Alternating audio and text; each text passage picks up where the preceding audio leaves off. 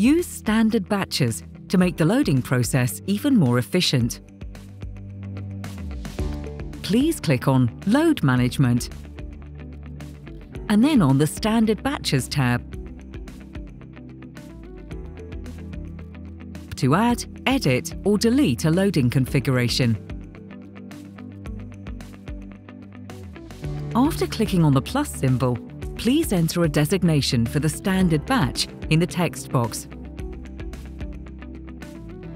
You can use the plus and minus keys to determine the number of load elements and thereby add them to the standard batch.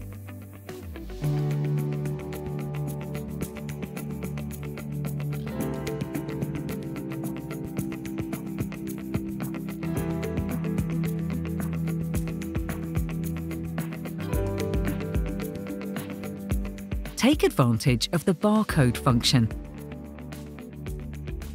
The video tutorial explains how to assign barcodes, print barcode lists, and use them to load the devices. Clicking on Save will accept the new standard batch.